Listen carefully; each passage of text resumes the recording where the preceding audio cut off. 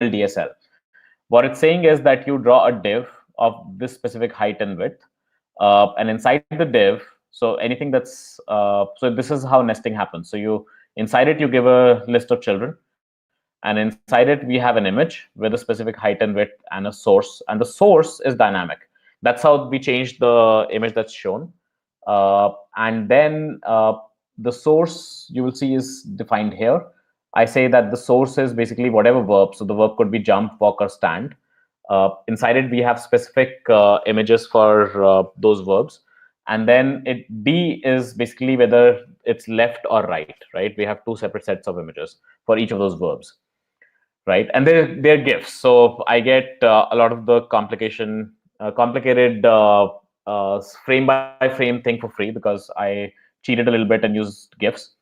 But this is what the code looks like. Now, verb and D, they're simple values, as you can see, right? So draw Mario is a pure function that takes the state of Mario and gives a widget. And this is a pure function because for a particular state, it will always give you the same widget, right? This is what is a functional view.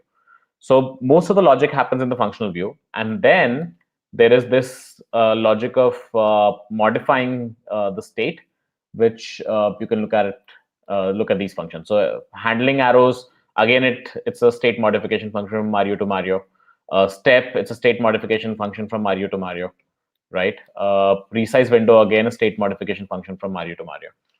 So this is a very, very simple way of writing an application, but this is not it. This is basically what React will also give you. I mean, Redux and React will give you, and Elm will also give you something similar, right? Concur goes one step ahead. So I'm going to move to the Concur implementation. Sorry, one second. Are there any messages on the group?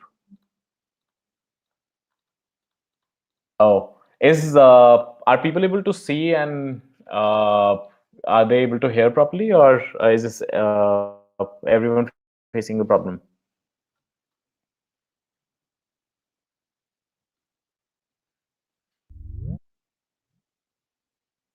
Okay, if it's not working for someone, I can try to be slower and keep things on screen longer. And if there's something that you missed, feel free to ask me to repeat it. I think that should be fine because we're going to take it with audience questions, right? So please ask me questions and we'll let that direct the conversation. Okay, so let me show you some Concur specific examples. So I made this presentation itself in Concur. So this is basically React running with a library called Spectacle. Spectacle is a React library to make presentations, and I ported it to Concur. Not ported, I've created bindings for Concur for that. So this is, I want to show you how it's scalable, right? So let's say you wanted to show a simple button, right? The button doesn't do anything when you click it. One of the philosophies of Concur is that simple things should be really simple, just as simple as the actual task is, but complex things should also be possible. And the complexity of the code should increase linearly with complexity of the UI, right? It should not be that you have a slightly complex UI for a specific case and your code has to change drastically, or your code becomes 5 times the size, right? That should never happen. So it should be a linear progression, and it should be a predictable progression. So you should be able to estimate that, how complex is this UI and how much code and effort it would take to build it, right? So I'm going to show you how it's linear, and that's why I call it a scalable functional user interface. So how much code do you think it would take to create a widget that just is a button? If the button is clickable, but it doesn't do anything. So for Concur is just one line of text, right? And it's this line of code is very meaningful, right? All of this is needed. There's no boilerplate and ceremony here. So basically, you want some text inside a button, right? And we don't really have anything that we want to do when the button is clicked. So we don't need to do anything about that. We don't need to write any boilerplate handlers or anything like that. This is just all you need, right? Let's look at something a bit more complex. So let's say you have a to-do application, and Ignore the CSS for this. It's slightly messed up because of this presentation's CSS. But basically, this is a full-fledged to-do application, and you're able to you're able to filter to-dos, you're able to add to-dos, delete to-dos, and mark to-dos as complete. So this is a chunk of functionality, right? How much time do you think time and effort would this require? So this scales linearly. So this is all the code that is needed. But so one, it's not a significantly large number of code. This is just 18 lines of white space and code, right? So it's still a very small amount of code in in the same proportion as the increase in the UI complexity. But what's important with Concur is that it's built using combinators, and every single component of this UI is a separate widget that you can analyze separately. That's the whole point of functional programming, right? That you're able to look at a small function, and because it's pure, it doesn't depend on outside state. You're able to see it and know what it's going to do, right? So these four functions are, if you look at the types, so they're widgets or signals on their own, right? So they're widgets and signals are basically what you can populate on the page. And I haven't talked about signals yet. I may not have enough time in this talk, but signals is a relatively newer addition to Concur, which solves some design things, but they're not needed. You can program pretty well without signals. In fact, you're encouraged to not use signals right now. They're a bit experimental. But this is what it is. So looking at the to-dos widget is the full widget. There is a separate widget for creating a to-do. There's a separate widget for listing the to-dos.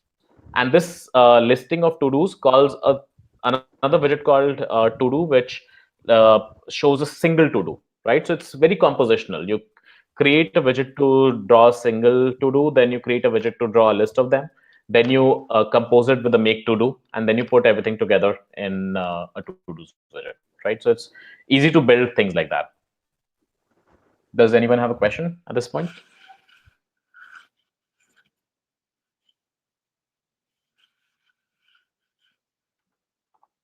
Nope. I hope I'm not going too fast, especially for people who are completely unawares of what Concur is. If that is the case, if you'd like me to explain something like very basic, please tell me. I'll be happy to do that. So this right now is pure script code, not Haskell code, but they're very similar, right? So the way you can see that it's pure script code is because it says array string instead of the list syntax that Haskell uses. And the fact that it doesn't need a dollar. Yeah, the Haskell code will be exactly the same with some minor changes, mostly because some things are incompatible, but it's exactly the same. Yes. Okay, so I'm going to move on. Okay, so I showed you how to put one button on the page. Let me show you how to put multiple buttons on the page, right? So if putting one button on the page was one line, putting two should be just two lines, right? Putting them together, and it's really that, right? So it's two lines, you put them together and you wrap it in a div, right? So it's a DSL for HTML, but the elements are allowed to be interactive, right? So, and they all plumb together nicely. So a button that does something can be composed with another button that does something, and you can put them all inside a div, and there is no other plumbing required. They come when you have a widget, that widget's plumbing has already been done, right? So if you have a widget, you just need to compose it. I didn't want to have wires and all those kind of concepts where there's complexity, because that's what makes refactoring difficult. Like, for example, here, if I wanted to change the order of the buttons, I can just delete one and put it at the end and it'll just work. Or if I wanted to move a button out of a div, it just works. You don't need to do anything special for that. Okay, so I'm showing that if you wanted to put them one above the other, then again, so you create a top level div, inside it you put two divs, and inside it you put two buttons. People who are not familiar with web development might find it funny, but this is how we do web development. If we wanted to there's a different structure for doing one on top of the other versus one besides the other. I mean, without CSS and all. So okay, so it's easy. It's just a web DSL. You just compose things together just like HTML, right? How does event handling work? Let's say we wanted to have a button which has a click event handler, and when you click it, it changes, the entire button changes to text, right? So how much extra code do you think that would take? If you think about it, right, putting two buttons together is not that different from putting a button with an event handler that changes to text. When you put two buttons together on the page, you're putting together two things together in time, right? So that took 2 lines of code. Here we are putting, when you put buttons together, it's putting together things together in space. You have a web page, you put 2 buttons on it at the same time, and that's 2 lines of code. Now here we have, again, we're putting together 2 things, but they're composed in time. So you have a button, but at a point of time, you only see the button.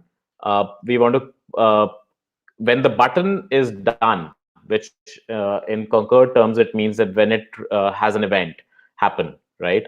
At that point, we want to switch to a text. So we're still composing a text and button together, but in time. So to do that, again, it's just 2 lines of code.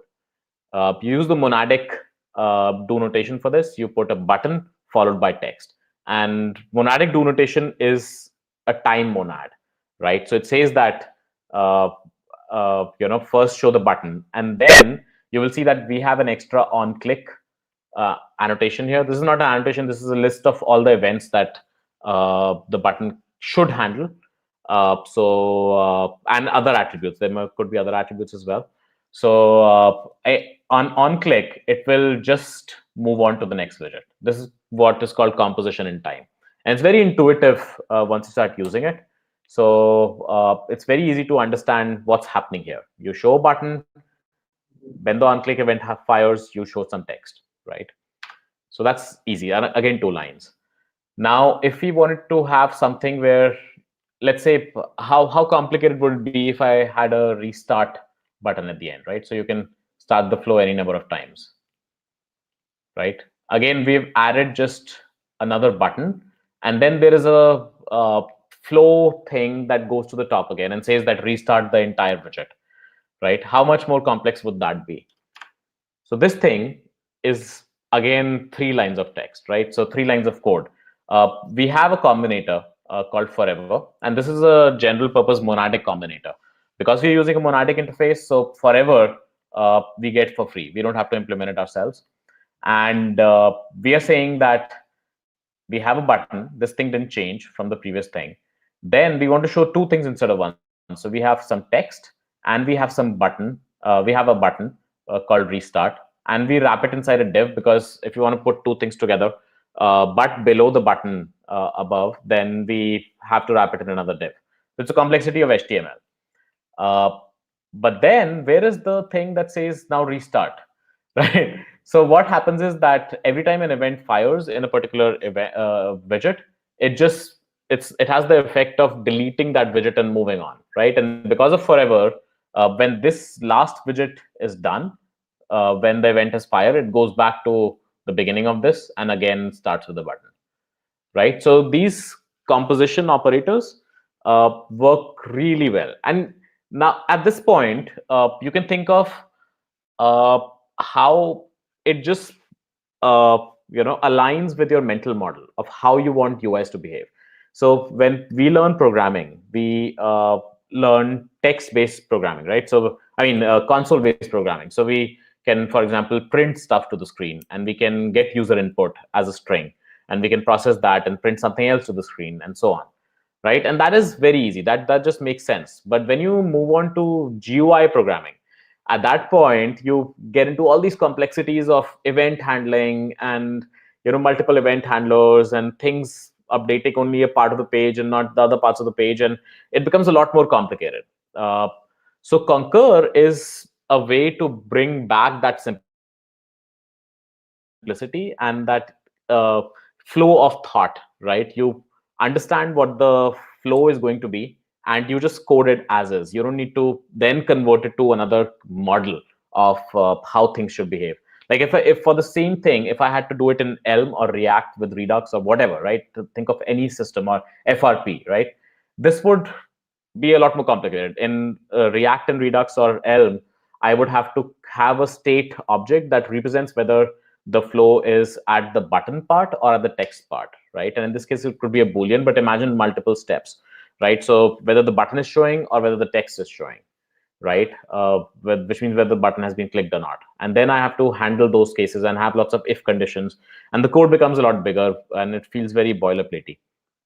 So Concur makes it simple. Uh, if you were to translate it to text to console-based thing, then this would be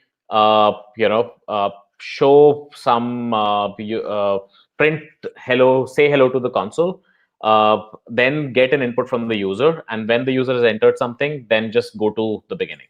Right? It's very simple imperative flow, and that's what Concur allows you to do. The Concur model basically allows you to do. Okay, so how do you handle two buttons where they both do different things, right? So let's say you have two buttons, one of them says hello and the other one says namaste, right? So how do you do it? So if I click on hello, then it says hello sailor, right? Oh, I didn't put a restart button, so I can't show you what it does next. But if you click on namaste, it will do namaste, right? So, oh, actually, I can probably go back like this. Nope. Okay. So this is again very simple. Again, we have the monadic interface that makes it very simple. We also have, because they are monads, they're also functors, right? So this this left angle, no, this is like less than $sign, that is basically fmap, right? And what it's saying is that this button returns a click event. I don't care about the actual click event. I actually want to return hello, right? So it's mapping over the button's return value, and it's saying that I don't care about the return value of the button. I want to return hello. So this is a valid widget. Everything in Concur is built using combinators from smaller and smaller widgets. So this button is a separate widget. This text is a separate widget. And when you map over a widget, that's also another widget, right? So this is a separate widget that basically returns hello every time that button is clicked. This is a separate widget that basically returns namaste every time that button is clicked. You can put them together in a div like this. And now, because we put them together using layout combinators, so this is conversation in space, right? So both of these buttons will be visible at the same time. And then depending on which one is clicked, the output of this entire widget is going to be the greeting that we want to display, where it's going to be the hello or namaste. And then we can just go ahead and display it, right? Show it as text. So again, more complicated event handling is also not a lot of code, right? The plumbing is a lot easier than you would have in other cases. Okay, so what about multiple events on the same button? For example, we wanted here, oh, I'm not sure. Oh yeah, so there's so you see the button turning blue, right? So there's a click, and then there is an actual, I'm actually not sure what I'm doing here. Let's see the code. So, no, this is the same thing. Yeah, that's just CSS. Okay. And finally, oh, so there's a question on chat.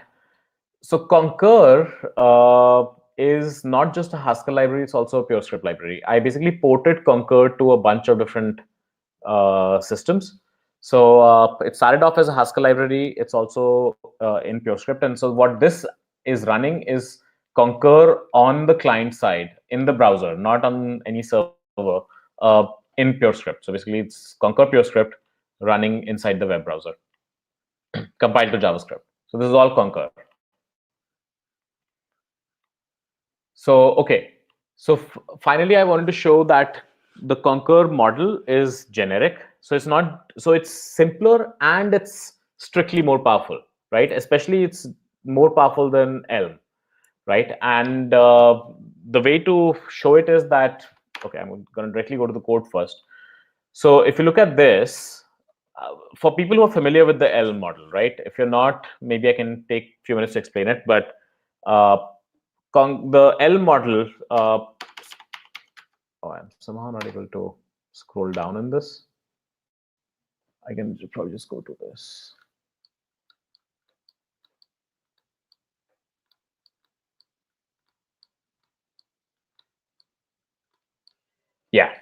So this is what the code looks like here. Okay. And what the Elm model does is that it has the state type, which here is a form. Then it has an action type. So this action type is basically like the return value of a widget, right? So it has an action data type. Then it has a view function, which basically takes this current state. It's like a render function and returns the new UI. So this part is like Elm's view function.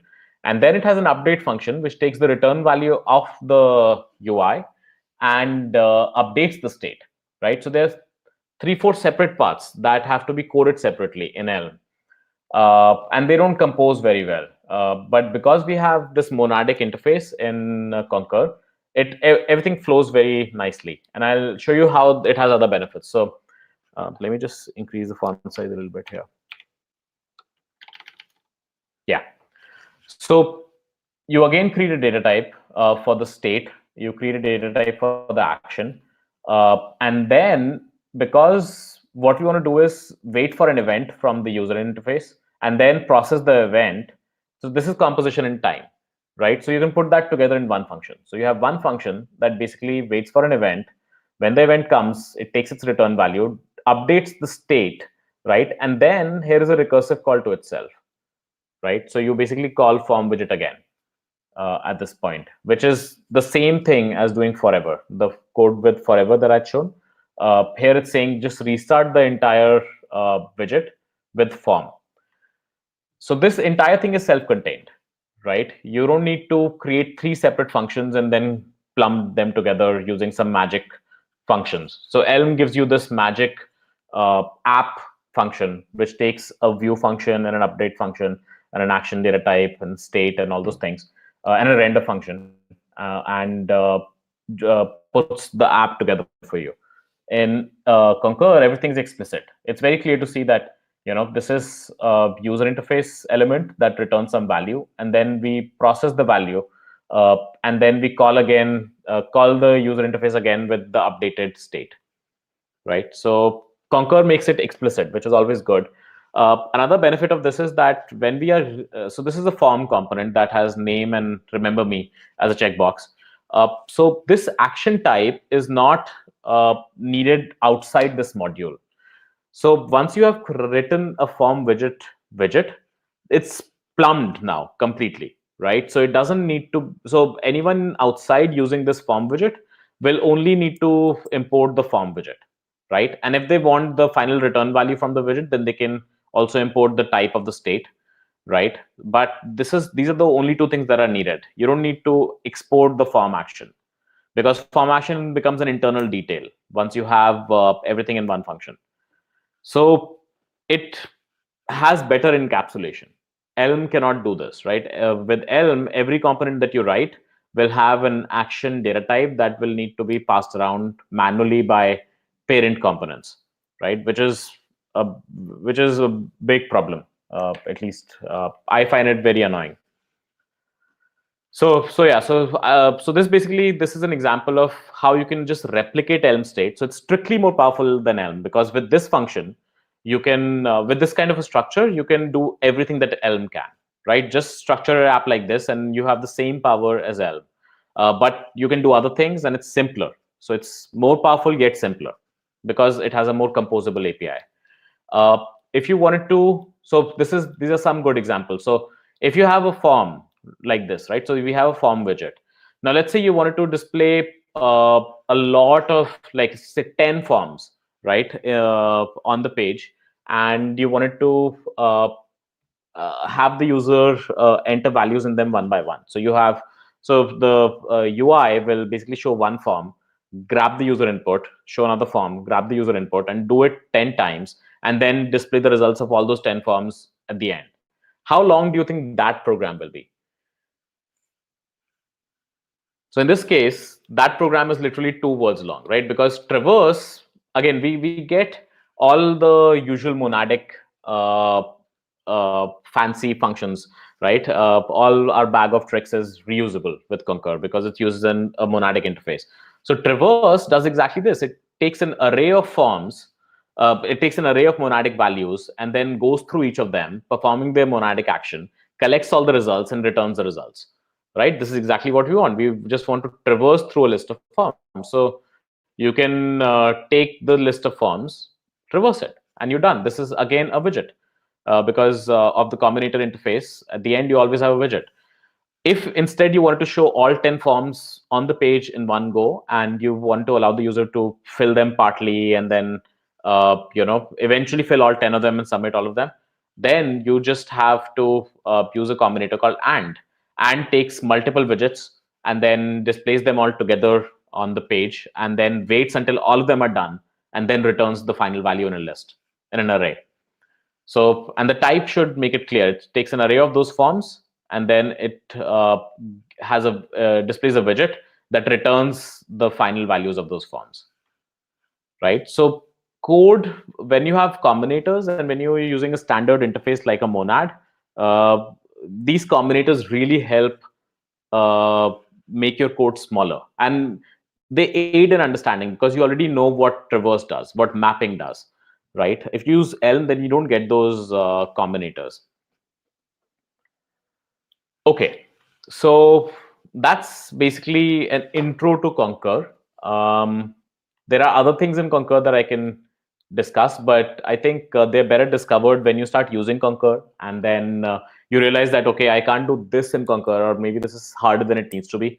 And then there are abstractions that I've tried to build around Concur that solve those problems. Like, not everything is perfect in Concur. There are some parts of the API that I think need to be improved, and I've been thinking of how to improve them. So yeah. So for example, Signals is one of the more successful ones where uh, when you have a case where you want to have two separate pieces of UI running, uh, you don't want to do them one after the other, and yet you want the values from one to affect the other. Right? So that kind of a situation is not very easy with just normal widgets. I mean, it's possible, but then it feels boilerplatey. The philosophy of Concur is that there should be no boilerplate and everything should be as straightforward as possible. And looking at the code, it should just be apparent what the code is doing. Right? So that's not very clear when you write it in Concur. So I came up with this abstraction called Signals. Signals are like poor man's FRP.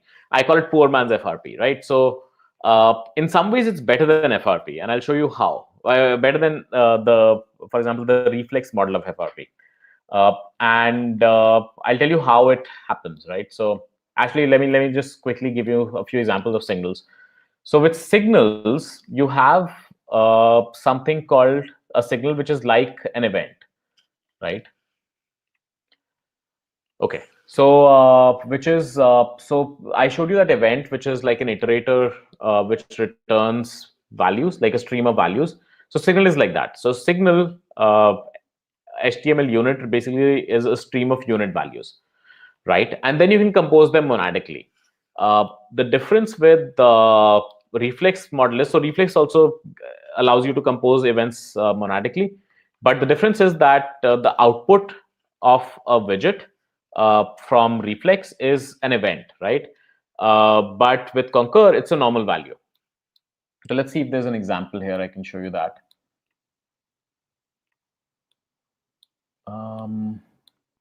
You can take this, but this is not actually getting values out.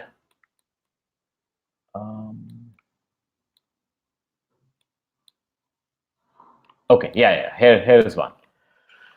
So now, so this button. Oh, and also I wrote the interface in a generic manner. So this button can be both used as a widget or as a signal because it uses type classes to abstract the thing. In this case, actually, it's using it as a widget itself, not as a signal. But okay, so what's happening here is that I'm saying that, okay, this is not actually composing signal, so I can't really show you the best parts of signal. I'm going to just take some examples.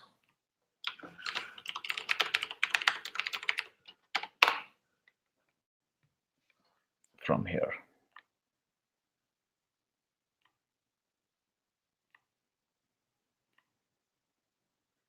I think the hello has signals.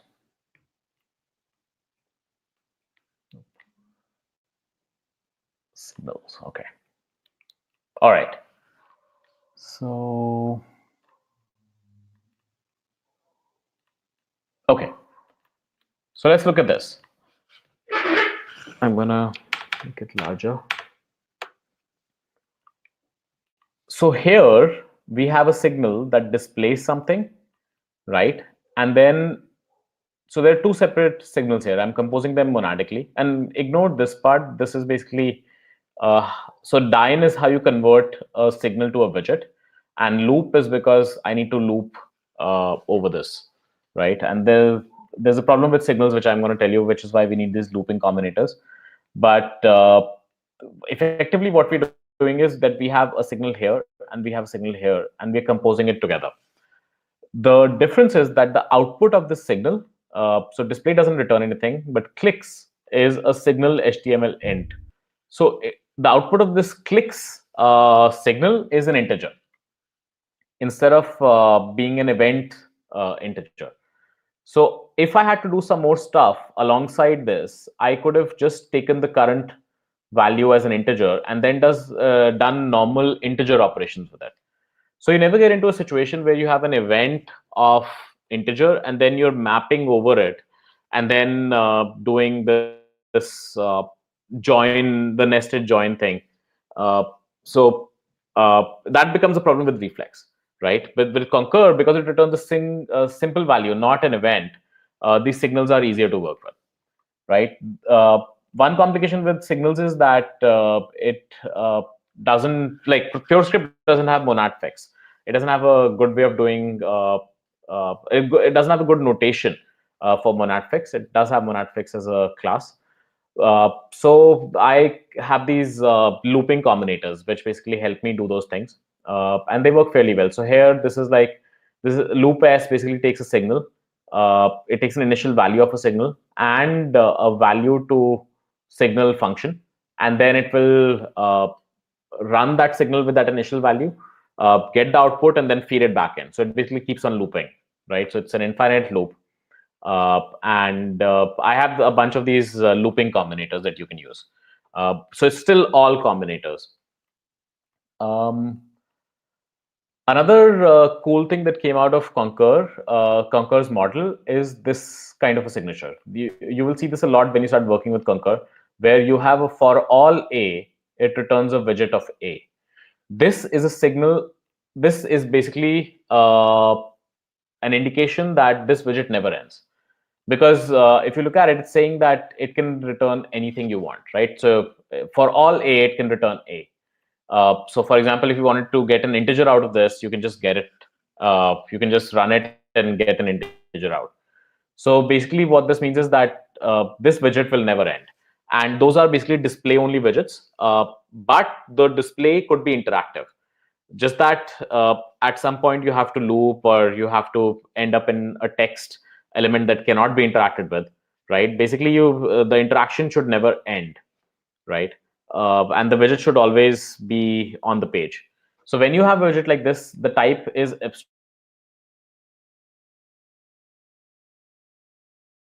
abstracted to generic A, and to anything. So for example, if we have this limitation in Haskell and PureScript where if you have a list or an array, all the elements of a list or an array have to be of the same type, right? So here we have a widget that basically returns a count, an integer, right? So if you click this button, it will return n+1. If you click the other button, it will return n-1, because this is like an up-down counter. But if I wanted to show something else alongside, that won't return a count, right? Because the count can only be returned by these two buttons.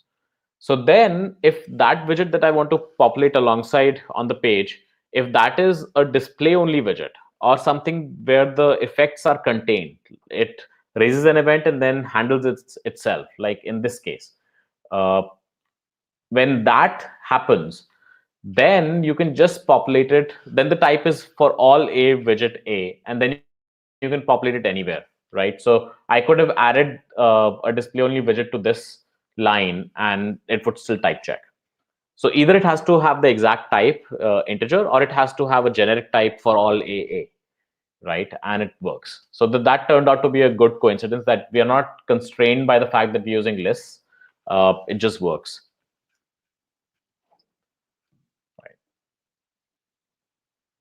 Okay.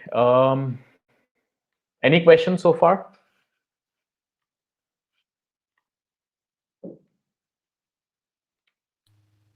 Anupam? Yeah. Okay, the point about how the UI components can be generic, like where you said the for all bit, the Right. is that because of the Concur model, or is it even there available in Elm?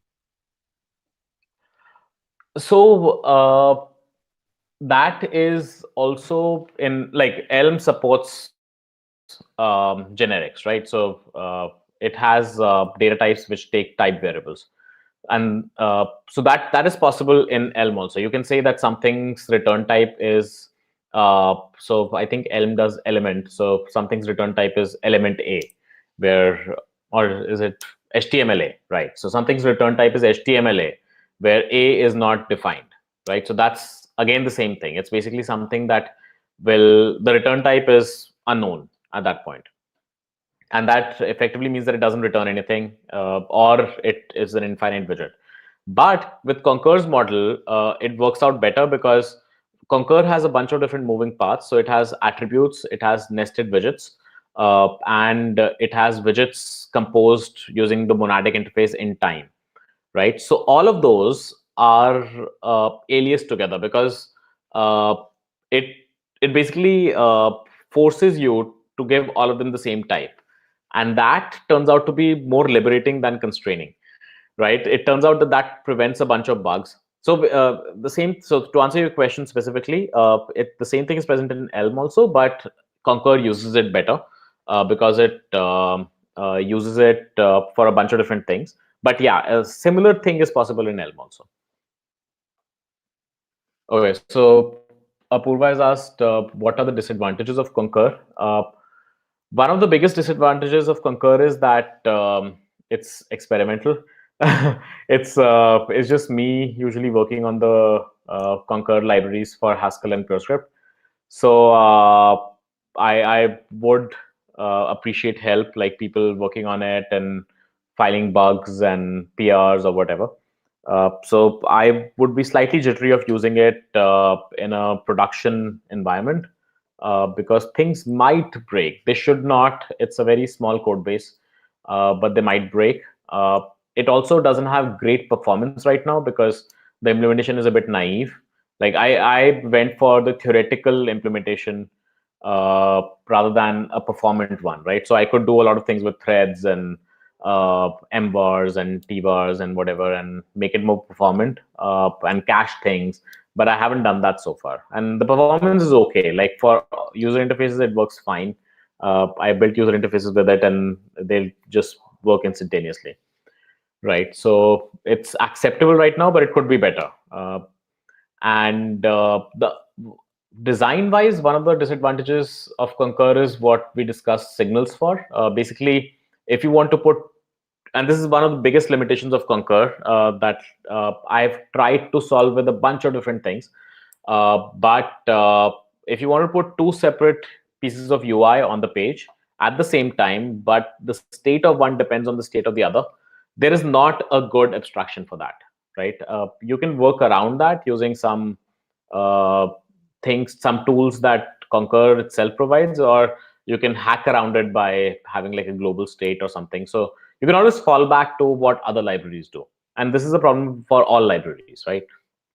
So you can always fall back. Like the worst that can happen with Concur is that you have to use the Elm architecture, right? So when I say problem, it's still better than the Elm architecture or React model or Redux model. But by its own high standards, it's a problem, right? So you have to use some boilerplate, and it's not as clean as it needs to be. So for that, we have a bunch of different attempts like signals. Then there is something called wire. Okay, so wire is here. I can show you that. So here, I wanted to have multiple counters uh, using same state. And this is an example of wires, but wires have their own drawbacks. Uh, Wires use lens-based updates and view functions. So that was interesting that that fit in. Signals use comonads, and Phil Freeman's paper on co-monadic user interfaces came out, and I was trying to see if this matches that model at all, and I still haven't been able to figure out if there is a better way of doing those things.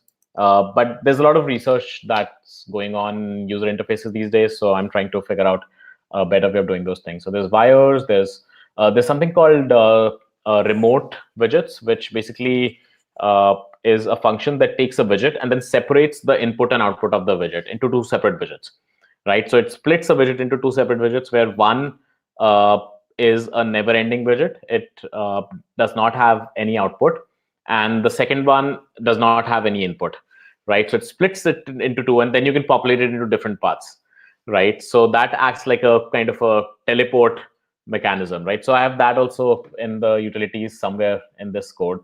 So basically, there are a bunch of patterns that I have for working around that problem. So the Haskell version also uses STM, and STM has channels. So you can use STM channels to teleport values across different components.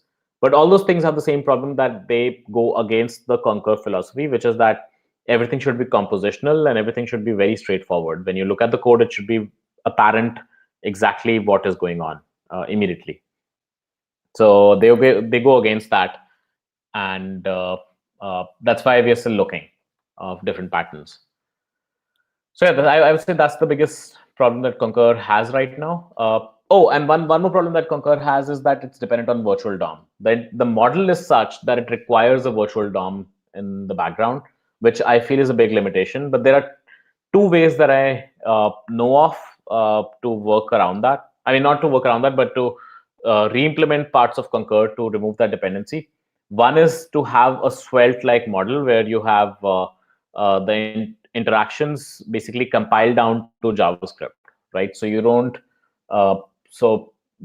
you code in a manner that looks like you're updating the entire DOM, but it then gets compiled down to specific surgical updates on the UI, right? So if you want to just change the text of an element, then it will compile down to a function that changes just the text and not do the whole DOM, diffing, patching, that kind of a thing.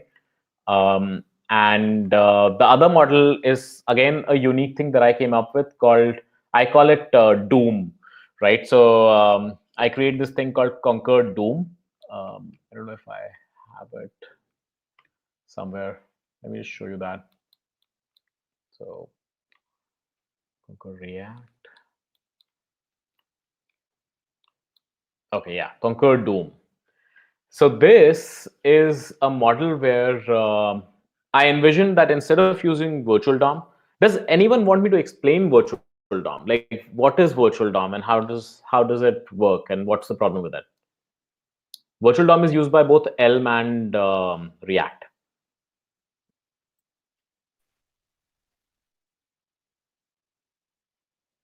Okay, I'm just going to give a small, very short overview of virtual DOM. So virtual DOM is basically a way to work around the fact that that HTML basically remembers state. HTML is inherently stateful. I mean, not HTML, like web development is inherently stateful. If you have a web page and you insert a div into it, that div remains on the page, right? So the next time you want to do something on the page, you have to remember what was the previous state of the page, right? And that is a problem. You would like to write functional code which basically takes a state. So let's say the state says that the div should say hello, right? So the first time you see the state, you insert a div with text hello into the page. Now, next time you're rendering the page, you don't want to insert a separate div, right? You want to see that, oh, I've already inserted the div with hello onto the page. Now I don't need to do it anymore, right? So that is a problem because we don't want to keep track of that as we are writing code. We want that to be transparent to us. We want to always say that just display the div on the page with text hello and not worry about whether it's been previously inserted. It's like a cache, right? Which is transparent. So virtual DOM is like a cache. What it does is that if so it keeps a mental model, which is which is called a virtual DOM tree, and that's where virtual DOM comes from, the name. So it keeps track of what elements have been inserted already, right, onto the web page. Then when you try to change the UI, let's say you say that, okay, now my UI should have a div with text hello in it. It compares that model. So it creates another virtual tree for what your final state, the desired final state should be. And right now you said that I want to have a page with a div with some text hello on it, right? So it will create a tree for that, and it will take the previous tree and it will do a diff, right? It'll figure out that what changed, right? And this is an entire DOM tree diff for your entire application. So that could be problematic, but then virtual DOM has some tricks to work around it. So it does that diff and comes up with a patch. And let's say the text earlier said goodbye, right? And now you say that I want to render hello. So it will diff it, and it will figure out that the only thing that's changed is that earlier it said goodbye and now it says hello. So it will only write, so it will only override that text instead of re-rendering the entire page. So that's what virtual DOM does. It basically is a diffing and patching cycle, right? At every update on every user event, it does a diff and patch cycle.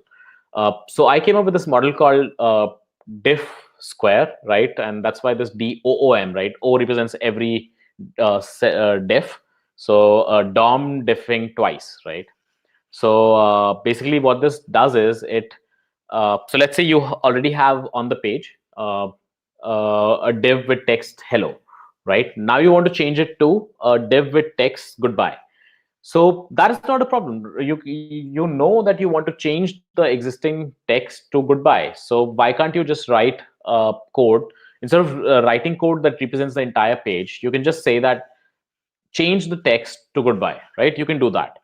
But what if some other piece of code deleted that div altogether later on, right? So there could be destructive updates. There could be updates that clash. That is the problem that happens with multiple updates, right? So the inherent model of writing code only generates diffs, only generates updates to an existing UI is not a problem. The problem is when you have to do multiple updates and then some of those updates could clash, right? So to work around that, Doom, what it does is that it diffs the diffs, right? So every time you generate a diff, it diffs it with the previous condition, the previous diff for the page, and then figures out a patch for just the diff. And then it uses a transform to figure out that, okay, if uh, my earlier change was this, and I want to apply this new change, then what is the minimum set of changes I need to apply to bring it to the same state, right? And this is basically inspired from operational transforms, which came out a while back. Like Google had Google Wave that basically pioneered the concept. Anytime you have shared editors, you need to do operational transforms or something like that. Basically, it says that if A made a change on the page and B also made a concurrent change on the page and they conflict, then you need to transform one change to be, it's basically rebasing. So you need to rebase one A's change to be on top of B's change, right? And once you've rebased A's change like that, then you can just apply them sequentially. So you apply B's change and then A's change on top of that, right? So Doom does something similar. I'm not sure what is CRDTS. I'm not aware of that.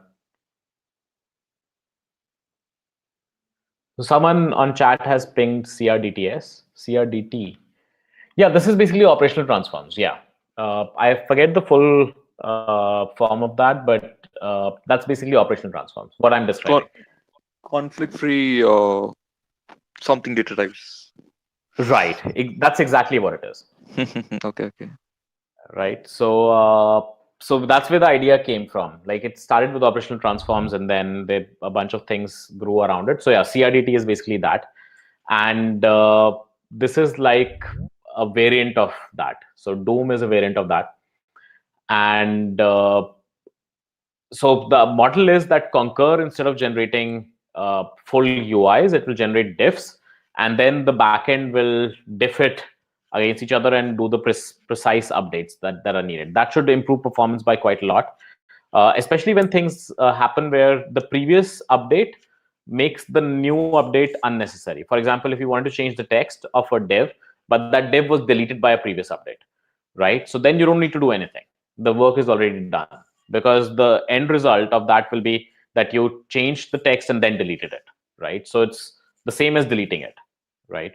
So a lot of those updates can just be removed from the cycle. So you save quite a bit of performance work from that, and basically it's better for performance like that. So this experiment started a while back, like 3 years ago, right? And but I haven't found a good API for that. I think that's the limitation that's preventing me from completing it. The model itself is pretty clear, but there are two limitations. One, this is based on Haskell. Okay. So one, this is based on Haskell, and the Haskell version is slightly bit rotten right now because it uses GHCJS, and GHCJS underwent a massive redesign sometime around this time. So it basically got bit rotten, and I never had the courage to go ahead and learn how the new design works and then re-implement the entire thing. I mean, it probably won't be that much effort, but I just got involved with PureScript, and the PureScript version gives me all the same things that the Haskell version did, but better. So I never actually went around to updating the Haskell version. So that's why I haven't worked on Concur Doom, because it uses Haskell, and the Haskell version is bit rotten right now. There is a Haskell version for React, which works okay, right? But then I think that also maybe slightly bit rotten at this point. At some point, I will probably port it to PureScript and then start working with it and probably complete it at that point. But this is also something very unique that I don't think anyone else is doing right now in the user interface space. And this might turn out to be very useful. The other thing about Concur is that this is not a very difficult concept, and it's very easy to port. For example, if you want to port Reflex to a different backend, or to a different language, or to a different compiler, that would be a very, very painful thing, right? But Concur, the model is so simple that just given that model, you can, instead of porting it, you can just rewrite it in whatever system you want to rewrite it. And that's how we did it. Even for Haskell to PureScript, I just rewrote it, right? I did not try to take the Haskell code because it's just easier to do it. Yeah, so some people on the Telegram chat had asked me to create some sort of a design document on Concur so that porting becomes easier, but it's not really. I mean, I need to do it, but I'm not very familiar with the formal design specs when it comes to languages, right, and DSLs. So it would be nice if I would appreciate help with that, right? So Concur model, in my mind, is extremely simple. It doesn't really need precise specs, specifically because uh, it would be slightly different in every language, especially when you're talking about languages as different as PureScript versus JavaScript or Python, right? So yeah, so I would appreciate help. People who are familiar with formal specs and who are familiar with writing design documents, uh, I would appreciate help with this. Okay, so what, I don't know, what is RIIR? I'm not familiar with that. Someone has written that RIIR fans will be happy. I don't know what that means. Okay. So how does Concur work with React and Haskell? Let me answer that first. So Rust is on my list. Rust is the next thing that I'm going to port it to. I've been learning Rust the past couple of weeks, and it's been very interesting, and it has a lot of the things that are needed for Concur.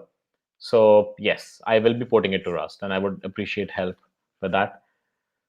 Okay, so let me show you how it works with React. It's very easy to port it to a new backend, right? So I think the best way to show it would be the PureScript version because I'm right now more familiar with that. So I'm going to show you how the PureScript code is organized, right? So there is PureScript. Concur is an organization that I created. Inside it, there is PureScript Concur React, and PureScript Concur Core. PureScript Concur Core. So earlier it was only PureScript Concur React. That was the library, and I split out the core from it. This core is independent of any backend, right? So this is a lot of code that's entirely independent of the actual UI part of it, the actual rendering. So all of this stuff can be done without knowing what you're rendering to, which means you can take this code and you can use it to render to, let's say, a canvas, right? So you don't have to render it to a DOM, or you can render it to native widgets. You can do it, you can use this for anything. So a lot of the Concur code is completely independent of the rendering part. Then the React part, now this will look like a lot of code, but it's not. And I'm going to show you how.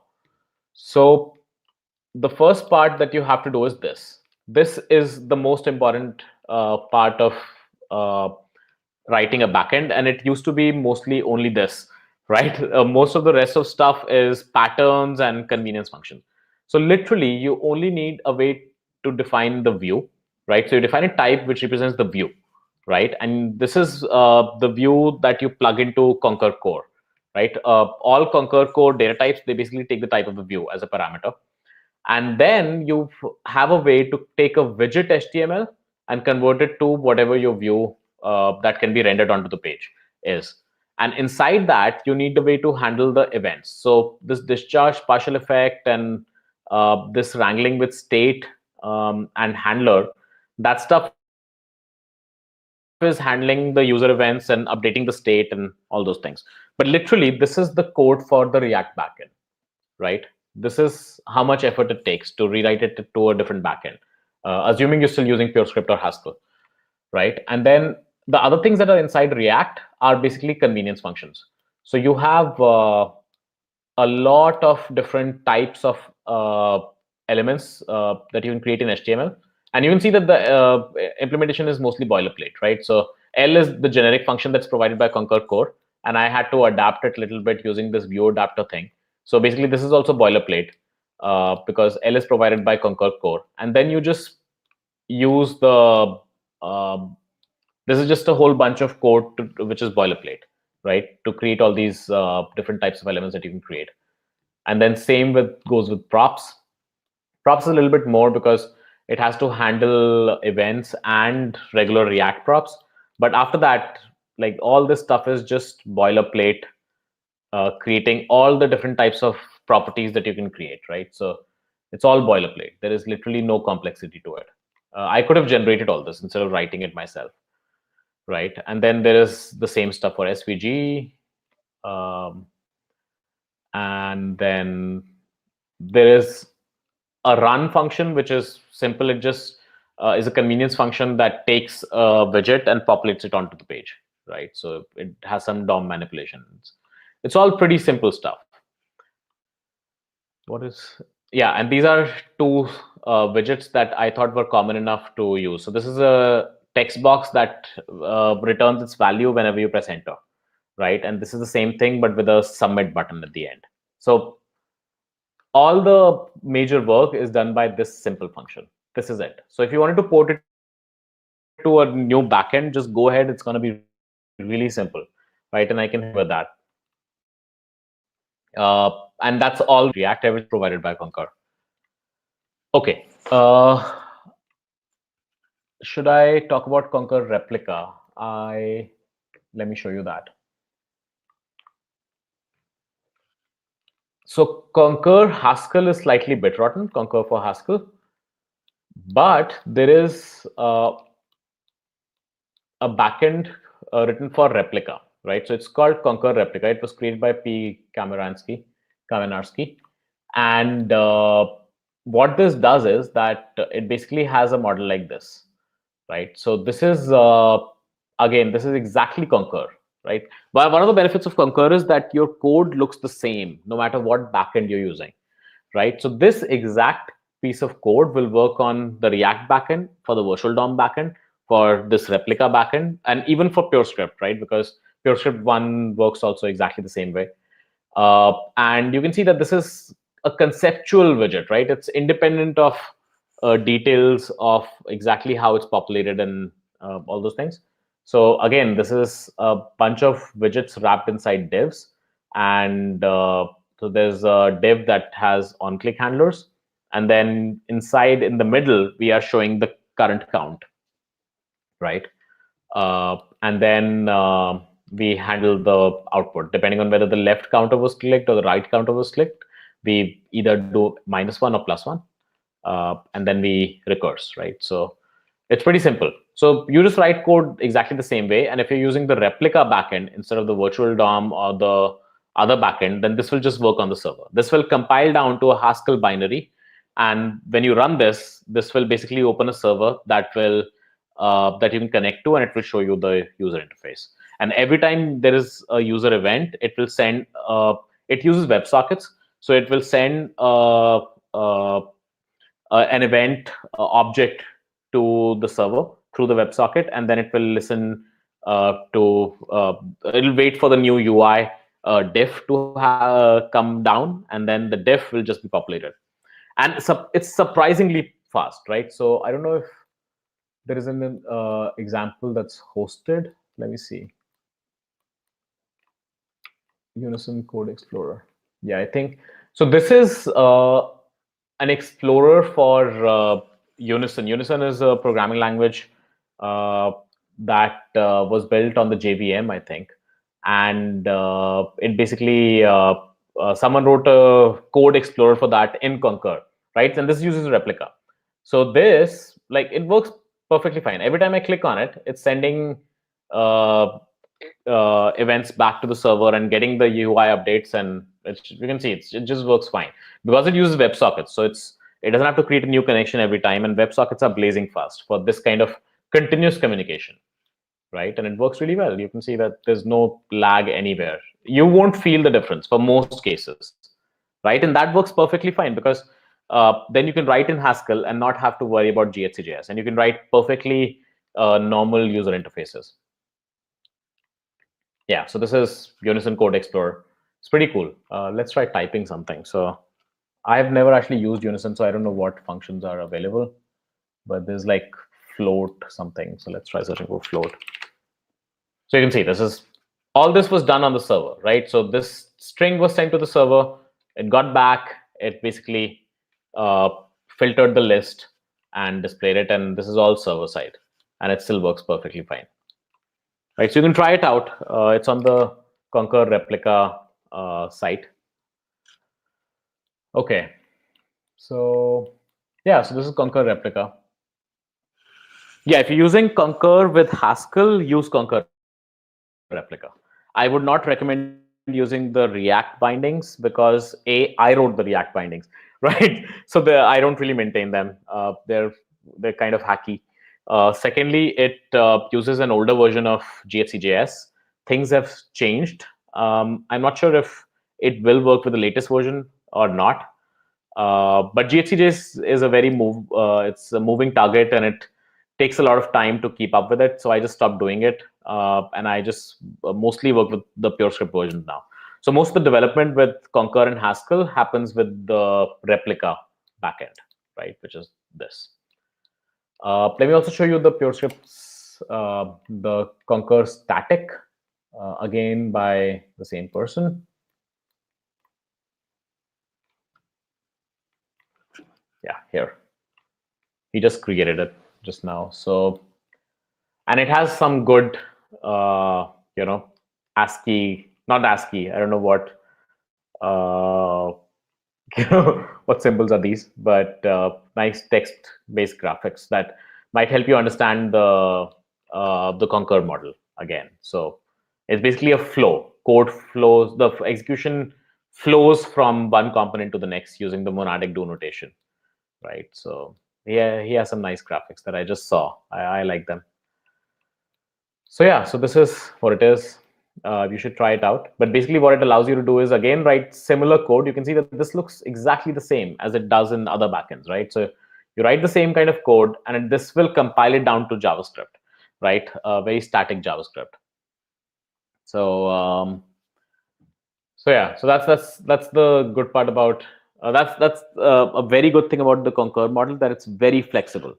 the implementation could be anything, and you can come to the same API, right? And it works really well. Oh, and let me show you that. The project that I was working on over this weekend, UI, yeah. I just started working on this project this weekend, which is basically a port of Elm UI to Concur, right? And basically, it builds a layout layer on top of Concur widgets, right? So this is like an add-on API to Concur. And what it allows you to do is that there are separate combinators and attributes for layout, and then you embed and these layouts, they behave in a very predictable manner, and then you embed widgets in them. So basically the entire UI behaves in a predictable manner when it comes to layout, right? So here is an example, right? So uh, the way it works is that there is this element. Let me make the size bigger. So there is an element layout function that takes a different data type called an element, and it takes an element and converts it to a widget, right? So element is the layout language. So this stuff is basically written in the element based layout language, and then you pass it a widget that you lift into the element, right? And this API is a little bit janky. I literally just ported it as is. Like the quickest part to port Elm UI to Concur. And this is another example of how easy it was to port things to Concur, because Concur is super flexible, right? So taking something that runs on an entirely different model using the Elm model, I was just able to port it as is. Like literally, I did search replace a lot of times and then fix some compilers. But in a couple of hours, I was able to do this. And this generates the CSS for you, right? So let me see if I have something running. Oh, actually, I don't. Let me quickly start something. But yes, so what this basically does is that it allows you to use these combinators like center vertically, and so this is center horizontally, center vertically, have some padding, have some spacing, and then this will generate the CSS for you. So it does that automatically. So you and because this is all very predictable, so it's much better than CSS that way. So I'm just going to quickly start a server for this.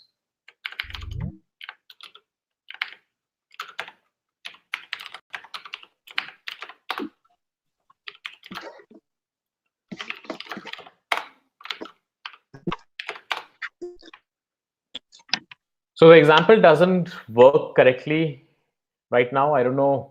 I will have to debug some CSS, and because I haven't ported inputs to this model, but I can show you. So this is what it looks like. Oh, and Firefox has terrible debugging tools when it comes to layout. I wish it was better, but it's not. So if you look at this, this thing, right? So what it did is that those combinators added these classes. This is like Tailwind CSS, right? So it added these classes, and this could be converted actually to Tailwind, right? So instead of generating these, we could generate Tailwind also.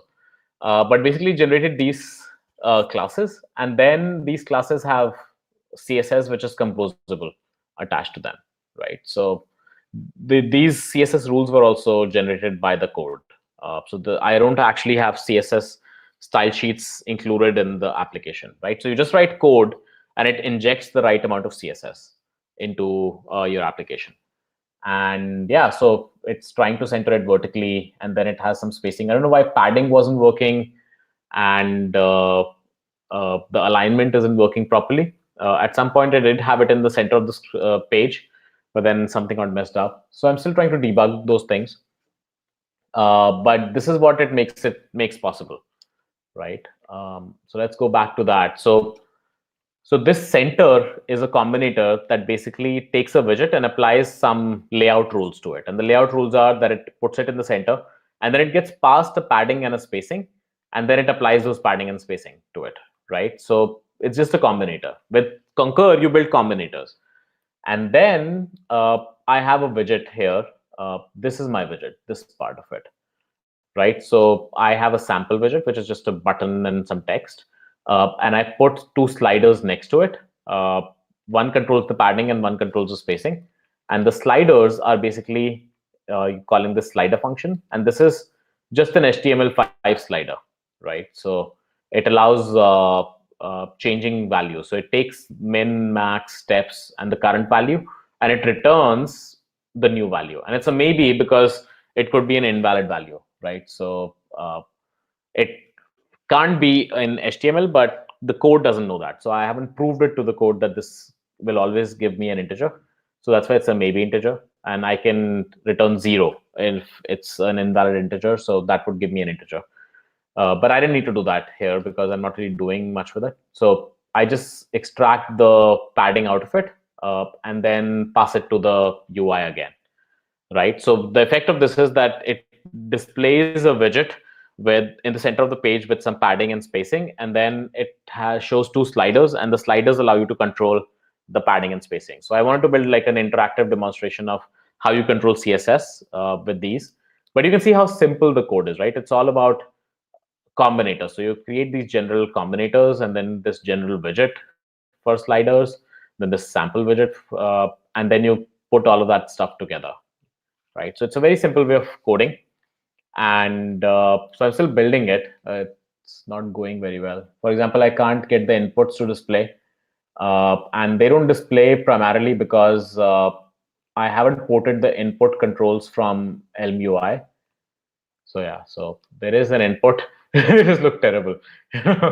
But you can see how Concur handles the events, right? So here you can see that the value of this affects the value of this, right? So this 4848 will change as I'm moving it, right? So it's wired up correctly. It's just not working properly, right? So because of CSS issues and also because I haven't ported the inputs. So I'm excited by this. This would be a very cool way to do layout, and this would really make Concur programs very self-contained and composable, right? Because you don't have to worry about a separate CSS file and a separate HTML file and separate JavaScript file and those kind of things. So yeah, so that's all I wanted to show you. Any questions? Anything else you would like me to discuss? Comparisons with your favorite programming libraries or platforms. I make this claim, and no one has disputed me yet. But I make this claim that Concur is the best UI programming model for across any language, any platform, anywhere, right? So you can build UIs faster and with less boilerplate and with less bugs with Concur than with any other system ever, right? So I would love to see a counter example to that. So if anyone has some UI challenge, I would love Hello. to. Yes. Hello. Yeah, Apurva here. Yes, Apurva. There was something called GTK GI declarative or Yes. Haskell. Yeah, yeah, yeah. But this looks like it has even less boilerplate than that. So GTK GI is virtual DOM for GTK basically, right? So it's very low level. Yeah. It's something that I could build Concur on top of. As I said, you can just use any backend, right? So you could just build Concur on top of GTK GI and use it, and it will be very small amount of code, right? So Oh, if that's something that interests you, then that would be a great beginner project to just port Concur to GTK GI for native UIs, right? And that would be very helpful to me. The only reason why I haven't done it is because I'm not really working too much with Haskell Concur these days, and B, because I'm not familiar with GTK programming model at all, right? So I well, haven't looked need at. to understand combinators first. Okay, yeah, but if you're working with it and you want a challenge, this might be a good project, right? And I'll be happy to help you out with it. Okay, sure. right? I've always wanted a native layer for Concur, right? Because Concur core is independent of rendering, right? So it could be used to write native apps, and then you just add a Concur GTK uh, library on top, and you can build native UIs with Concur. So that would be pretty cool. Okay. Okay, Apurva has another question on, is Elm plus Elm UI currently more stable than Concur plus Concur replica? I don't know about the status of Elm UI. One of the modules in Elm UI just doesn't work. Like there's a grid.elm file that came with it when I was porting it, and I couldn't figure out what the types were because somehow that code doesn't have type annotations, and it's very frustrating. And I was not trying to load it in an Elm interpreter. So I was just trying to mentally figure out what the types were, right? And I couldn't figure it out because things that are supposed to take one argument would, in some other instance, take another argument. And then I figured out that itself doesn't compile. I finally actually downloaded Elm to load it and actually see the types myself. And it turns out that that has errors, right? So there's no way to load that file. I don't think that file is used. So that doesn't fill me with confidence that it's very stable right now. It probably is a bit experimental. Concur replica is fairly stable. I mean, you can use it and it'll work fine. I don't think you'll face any problems. If you do, then I'm very happy to help people who are actually using Concur in actual production apps or even hobby apps. I'm very happy to help people out. So in case you face problems, I'll just ping me and I'll be happy to help you.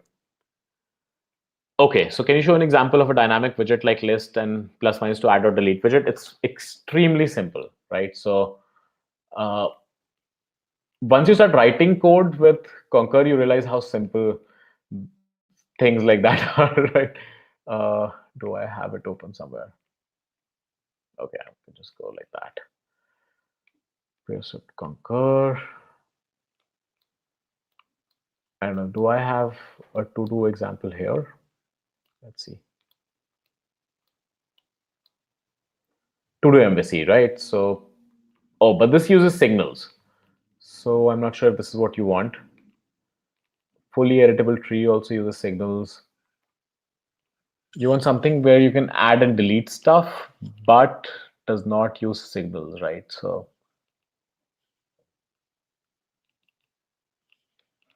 oh, this is also pretty cool. So let me come back to that. I can find some code for you, but this is also pretty cool. This is something that Concur does really well, right? So look at this thing. So I'm going to open the demo page first. So this is the page with all the examples, right? So look at this example, this timer thing. So you can start timers. They're all 3-second timers, 3000 millisecond timers, and they're all independent, right? So they all can be started, restarted, and I can cancel them independently. So like I can start some. They're all independent of each other. If you had to do this in Elm, you would have to maintain the state of all these timers in your app, and then you would need to render it based on those, and it'll be a very problematic thing. But the code for this, in Concur is just you take all those timers and you join them together. So let me see. Okay, so this is a timers widget. It basically takes a timer widget and then puts 5 of them, populates 5 of them on the page. And then this is a single timer widget. And this single timer widget, so okay, so ignore the single timer widget. The point is that to compose all 5 of them together with independent behavior, it's trivial to do in Concur, right? All I had to do was map them together and then put them in a div, right? So I had to create 5 instances of that timer and put them in a div. Another cool thing about this is that this thing, I don't know if this is working because of CORS issues. Not sure if this works anymore. This used to work before Firefox added more restrictions on what you can call. Yeah, so this doesn't work because it blocks blocks calls to Reddit. But basically, all of these have to show a loading indicator while you're fetching the post, right? So when I click on it, it should show a loading indicator, and then when the posts are fetched, it should show the actual posts, right? So this in Concur turns out to be extremely trivial, because Concur has this model where sorry, where is this? Yeah, this one. So Concur has this model where you can do two things in parallel, and one of those two things may not necessarily be a widget that you display on the page. It could be an Ajax call, for example, right? Ajax effects like Ajax and printing to the console are also widgets, right? So you can compose them just like normal widgets. So if you look at this one here, this one, right? So this is a widget that shows a button. I'm sorry, hang on. So where am I composed? Yeah, this one. So here I'm showing a widget which shows some text loading, and then meanwhile it's doing an Ajax call, right? And then whichever of these returns first will shut down the other one, right? So here this text loading will never raise an event, right? Because this is just static text. And this thing, so the only thing that can return from this combination is this Ajax call. So the text loading will be displayed for exactly as long as the Ajax call is active. So these things where you have some kind of a loading indicator with some Ajax call or some other background processing, these things are trivial in Concur because you just compose it together with that widget. Okay.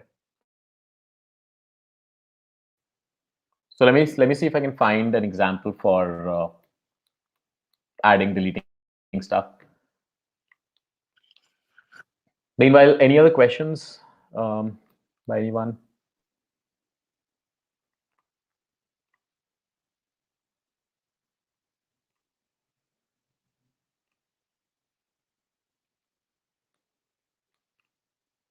Yeah, I don't think there is a specific example for that without signals, but let me show you the signals example then, right? So, so look at this. This should be interesting. So this is something different from the to-do MVC thing.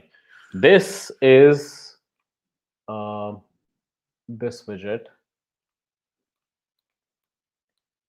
Yes, so it's an editable tree, right? So it starts off with these 3 nodes, but you can create new nodes as much as you want, right? So you can keep on creating new nodes inside it.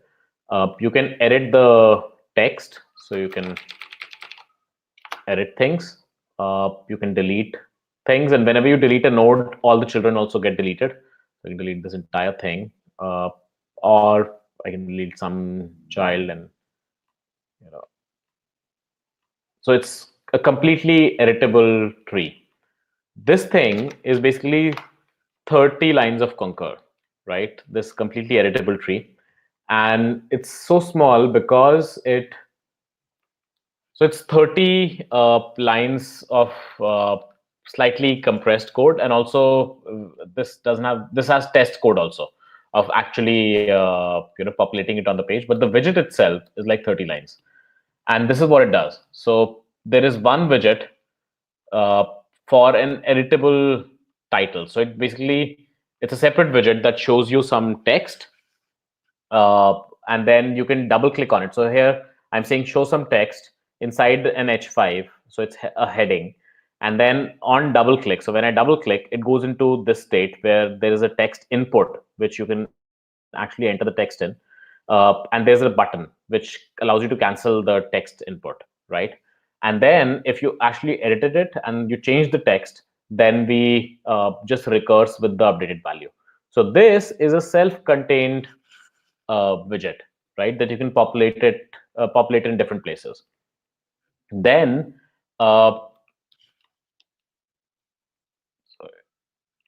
Concur replica with Haskell cannot be used for creating offline applications because it's the opposite of offline application. This server-only applications, right? So there is no client-side functionality apart from just web socket communication. But if you want offline applications, then just use the virtual DOM backend or the React backend, right? Those will generate JavaScript effectively, right? So you don't need a server for those. Okay, so this is a pretty simple thing, right? And then how do we actually delete things? So let's see a deletion. So here we have the delete button that is in parallel to. So we show a title, we show a delete button, we show all the children, and we show a way to edit the children, right? So let's say what happens when you click on delete. When you click on delete, then this delete action gets returned, which we handle by just returning pure nothing. So effectively, while earlier we were displaying a tree, now that, and it's a subtree of the entire tree, so that entire thing becomes nothing, right? It's as simple as that. So we just return nothing, and the effectively the tree is deleted, and this tree is deleted from inside itself, right? So the tree deleted itself without knowing anything about the parents, right? And then the parent, which uses this tree view, is here. This thing has this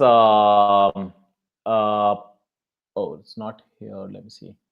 Tree view tree. Oh, I must be doing it somewhere here. Trying to see where am I combining the trees together. LMs. Oh, here. Yeah. So if a widget becomes nothing, then at that point I delete it, right? So this display list knows how to handle nothing children, right? So if a child becomes nothing, then just delete it from the list, right? So there's a separation of concerns here, right? And this is also a bit more complicated because I have to handle a bunch of cancels and deletes and some other, like you could have child elements inside that. You have to handle those complications. So this code is longer than it needs to be. And I think there might be a better way of writing this as well. But it's pretty simple. Like to delete it, just recursively call yourself with a null or blank value or something, right? Or if you have all the children in a list, when you delete it, you just delete it from the list and then call yourself with the updated list, right? So it's standard recursive programming, or using combinators you can use forever. That's how you do updation and deletion.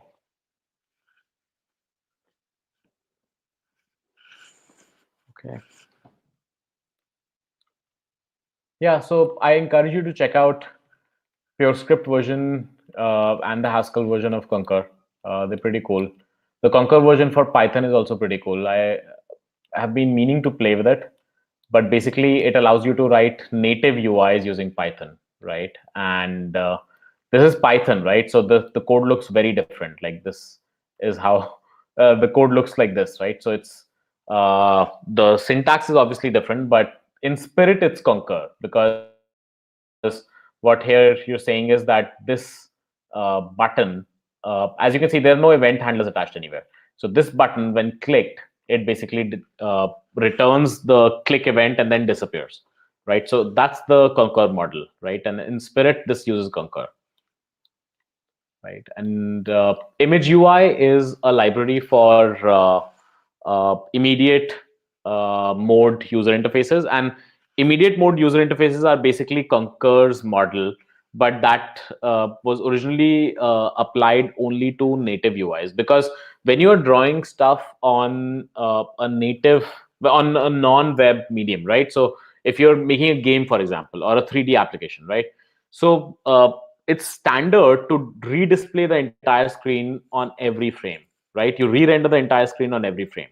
That's how native applications have been done, and they're fast enough to do that. Only when we went to the web and DOM and it became slow to re-render the entire screen, that's when we went to this retained model where we insert elements and remove elements, and they stay wherever we insert them, right? So then we move to this virtual DOM to get the same benefits of immediate mode, but inside a retained mode model. So because when you're writing native applications, you already have an immediate mode kind of system. Like image UI is like an immediate mode user interface library. So then you don't need virtual DOM. You just re-render everything, right? And that's pretty great. So native, like things like games and graphics and native interfaces are a perfect fit for the Concur model. Then you don't need virtual DOM, and you basically go at full speed. Let me show you how this looks in JavaScript. So in JavaScript, there are two things. One is the JavaScript API that I wrote, which is basically which uses async generators in JavaScript, right? So again, it's very simple. So it's very similar to the Concur thing, but obviously with a different syntax. So you forever, so again, you have combinators. Forever, you show a button, which when clicked, again, this is monadic do notation. So which when clicked shows this display. And then you have another button that can be restarted. Notice that there are no event handlers anywhere, and that there's a flow to it, right? So that is the Concur model. And then forever basically repeats this entire thing again and again, right? So yeah, so that is basically the line by line translation of the PureScript API to JavaScript API. But there are better APIs that are written by a bunch of people. So there is something called Flowponent. Let me see if I can find it. Yeah. This thing is pretty cool. So this someone came up with this model independently, and then I pointed out that this looks similar to Concur, and then suggested some improvements, and they made some changes. But yeah, you can see that this looks a bit different because it doesn't have this do notation directly, but it has this concept where you take a function which takes a continuation, and then you can call that continuation again, right? So it takes a step, and then you can call that step with the new value, right? So it's a slightly different model, but allows you to write, again, concise and nice code, which is composable. There are some drawbacks to this model mostly because the implementation is so simplistic. My implementation is a lot more complicated and a lot less performant. Also, this is much more performant when I checked it. So, but yeah, this is a great model for people who are not able to understand the Concur model for PureScript and Haskell. If you start with Concur for JavaScript or this Flowponent library, then it would, if you think in JavaScript, or if you think in imperative more, it's easier for you. Then read this first and then go back to Concur for PureScript and Concur for Haskell. Basically, the model is very simple. I encourage complete newbies to functional programming to do Concur, right? It's like a replacement for terminal-based Hello World programs, right? Hello World and Concur is as small as a terminal-based Hello World that you would write. So I completely encourage Concur for learning Haskell or PureScript. So okay, that's all I had. Any last questions or anything else that you would like me to discuss, or anyone would like me to discuss?